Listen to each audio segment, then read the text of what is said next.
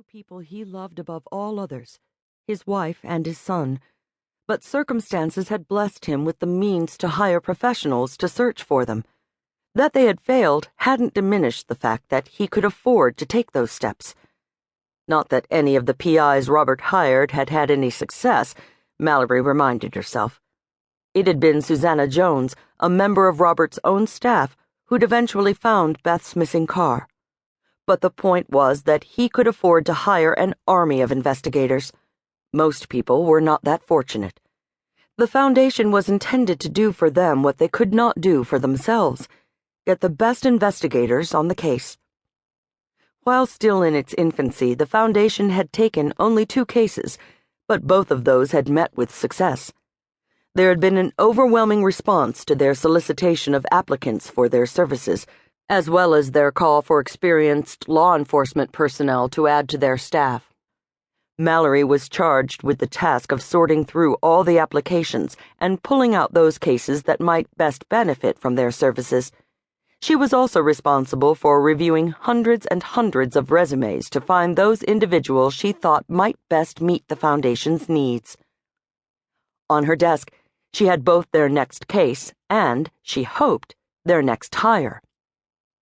The letter from Lynn Walker had captured her imagination even before she'd read through the news articles that accompanied it. Lynn's husband had been murdered under very odd circumstances, and the cop in Mallory couldn't help but be enticed by the challenge. Even now, she couldn't stop herself from reading through the file again. The body of Ross Walker, a construction supervisor, had been found behind the soup kitchen where he and Lynn volunteered one night every week. The torso had been stabbed repeatedly and left posed, seated against the fence with a very large hamburger from a fast food restaurant stuffed into his mouth. The police investigation had been at a standstill almost since the very beginning. Whoever had murdered Ross Walker had been careful to leave no trace of himself, and interviews with the folks who'd been in and out of the kitchen had proved fruitless. No one had seen or heard anything. Yet someone had gone to a lot of trouble to kill Ross Walker and leave his body in plain sight. The man's widow had submitted it to the Foundation for consideration. After more than a year, she wanted to move on, wanted her children to be able to start a new life. But not knowing who had killed her husband and why was keeping them all stuck in that moment when the doorbell rang and her 7-year-old son had opened it to find 2 police officers standing on their front porch. Yes, this case would do nicely. Mallory hoped the others on the selection committee would agree. Mallory turned her attention to the second folder on her desk and opened it. Over the past several weeks, she'd reviewed hundreds of resumes from law enforcement officers from every agency and just about every state.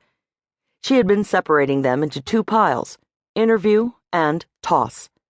At the top of the interview pile sat the resume of Samuel J. Delvecchio, who had spent the past 16 years with the FBI, most recently as a profiler. A resume like that moved Sam Delvecchio to the very top of Mallory's most wanted list. For one thing, she reasoned, a former FBI agent would have a lot of contacts within the Bureau, contacts that could prove invaluable, not only for this case but for future cases as well. For another, he'd worked just about every kind of crime imaginable, and would bring a wealth of experience to the Foundation. Kidnappings, sex crimes, white slavery, serial killers. Samuel Delvecchio had seen them all. Mallory went back to Ross Walker's folder and pulled out a newspaper article that included part of an interview the local chief of police had given 3 months after the murder.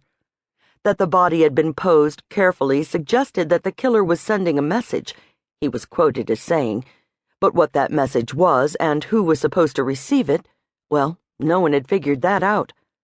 Mallory figured an FBI profiler might be able to do exactly that. Yes, Samuel Delvecchio looked like he just might be the right guy. Sam Delvecchio stopped at the gate that blocked entry onto the grounds owned by Robert Magellan and waited for the guard to wave him through. The gate swung aside, and Sam drove his rental car along the drive that wound past an island of newly planted trees. When Magellan's Tudor mansion came into view, Sam hit the brake. Although he'd seen pictures of the house